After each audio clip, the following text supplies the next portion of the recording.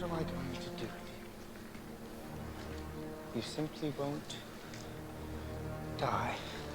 E4 and C5, the opening moves of this titled Tuesday game, 23rd of March, between Danya Naroditsky with white and Magnus Carlsen with black. And rumour has it that partway through the game, Danya starts muttering those words from Gladiator. Magnus's trickery confounding him. Let's check this one out. We get a C3 Sicilian or Alapin, so trendy right now, and Magnus clamps on this square here, but Danya undeterred, as we'll see. We get knight f3, knight c6 and bishop c4. Some light squared carnage on the way if black doesn't act quickly. Knight g5, Danya going for the fried liver type stuff in a classic e4 e5 game. Anyway, this is similar. d5 from Magnus, he intercepts the sniper, we get captures, knight takes, and this is the break I was talking about. C takes on d4 played, the standard Sicilian capture. Does Danya recapture? Well, no. Queen f3 is his point. Double attack. I had some good fun drawing the paint, just like Bob Ross. So Magnus is forced to go bishop e6, defend all the points, but of course Danya takes and smashes up the pawn structure. However, black's doing okay. Big central clump of pawns here and a pawn ahead, so white has to act quickly to generate an initiative. Now Magnus actually goes wrong here. Queen d7 best, castle queenside, bishop e7. But Magnus goes bishop c5, bit materialistic of him, holding on the pawn, but also eyeballing the king, but there's a problem. Knight d2 played, now we get queen d7, but knight e4 coming with tempo. And that bishop now really needs to come back to e7. Poor of Magnus not to spot this, or maybe he just wants to unbalance the game, right? But he goes to b6, and now this knight is having fun. Look at the squares it eyeballs here, not supported by the bishop. Bishop g5, instantly good move, but also there's check. Very painful. Now g6 is playable, but then the queen slides back to h3 or g4, and you've critically weakened f6. Magnus doesn't want any part of it, so he goes king d8. A very nasty move though.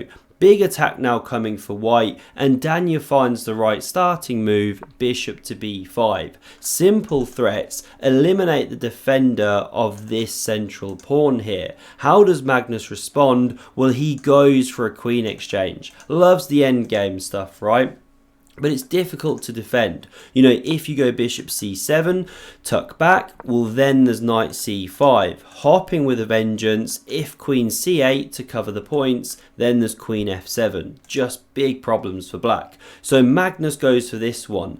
Danya goes check. Doesn't oblige with the exchange here. Why not queen e7? Well, then you can take here and pick up on e5, and no time to take the queen in between, or bishop captures with check. So instead king c7. What a nasty king walk this is from Magnus, and now Danya could take here, go for the e5 pawn, or take on g7 with check, but he goes c4 looking for an improved version of all of those variations, kick this stumbling knight, and it really doesn't have pleasant squares. So what does Magnus do? Yes, he does it. He sacrifices a piece here in a terrible position. But the crazy thing, after queen g6 and pawn takes on d5, it is not as dead as it looks, because we get pawn recaptures, Magnus setting up this massive centre, space invaders, right, as I like to say. We get queen takes on g6,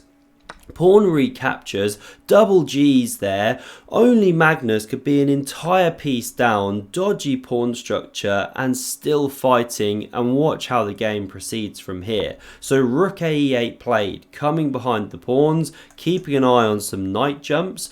We get bishop d2, always connect your rooks. a6 puts the question here. Danya drops back with the bishop, and now Magnus brings his second rook to join the party. g3 and d3. Magnus opening the sniper and clearing the d4 square for a knight in future. Rook ac1 now played, king d6 breaking the pin, king g2 very natural, stepping off this black bishop's x-ray, and now e4. Look at the pawns and the counterplay that Magnus has got. Don't get me wrong, white clearly better, but time is ticking down. We get bishop f4 check, and now how about this? Does Magnus go king d7, favourite move of the engine? No. He picks up the rook, sacrifices it on f4, pawn recaptures and just attacks the pawn. Danya very naturally defends, but watch how Magnus starts hopping. Now the best move here is actually takes, because although this is a nice bishop, that is threatening to become a monster knight. But Danya does this one and knight d4 comes. Look at Danya just under pressure now. Rumour has it, it was at this moment he starts muttering those words of gladiator to himself. Magnus simply won't die, even a whole rook down here for 2 pawns or whatever it is. So bishop d1 keeps an eye on these knight jumps. Now the knight hops back to e6, targeting the pawn. The king covers, but bishop a5. Look at the activation. Bishop g4 to eliminate the knight once and for all, but now bishop d2. Double attack, what a piece. Rook cd1 played, and Magnus picks up a pawn with check. He's now got 3 extra pawns for the rook. Things are getting dicey. Rook d2 played, d4, e3 a massive threat, and so rook e1 played to cover against that one. Great play from Danya low on time, but Magnus too. King d5 played to cover this e-pawn. We get h4 inserted, a5 from Magnus. a4, keep an eye on the queenside pawns. Rook f6, activating some more, and after bishop c8, hitting b7, Magnus does a little bit of tickle with the knight, Danya not repeating, and then defends and attacks at the same time. Bishop back to g4, rook b4, a4 hit, so Danya bounces around to here. I mean, look at the power of the bishop. Danya really showcasing it. That's where they're so good in endgames, open boards, you know, compared to knights, right? So b5 from Magnus, and now best is simply takes. But Danya goes king h2, allowing Magnus to win another pawn. He's now 4 pawns for a rook. What an insane imbalance, right? King g3 hits the knight, and now if Magnus had found this move, we jump into the back cave, knight e6, then it's game on, right? Because f3 is best to try and break the pawns.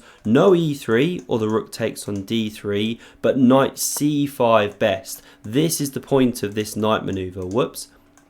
You cover the centre, pawn recaptures. This is the engine's top line because the knight's so powerful. You get something like this. It's a rough equilibrium because there's so many pawns for this bishop. But okay, Magnus misses it. Not an easy concept. He goes king e5. Now we get bishop f3, but there's a massive difference. There's pressure now on the pawn, and of course the king is in a pin. The knight didn't rotate round. What to do? We see knight check. Danya repeats a bit, then he runs with the king. Now knight f6 from Magnus, but still takes. Great tactics from Danya. Knight recaptures, f3. The knight is dropping. The pawn's running, so Magnus stumbles back. King g3, rook b3 played, but here comes the king, activating, supporting the pawn, and now the rooks can go after this one. Magnus, desperate for play, chucks the a-pawn. The rooks double. Magnus an entire rook down here. He had so much play, but it crumbled with the great tactics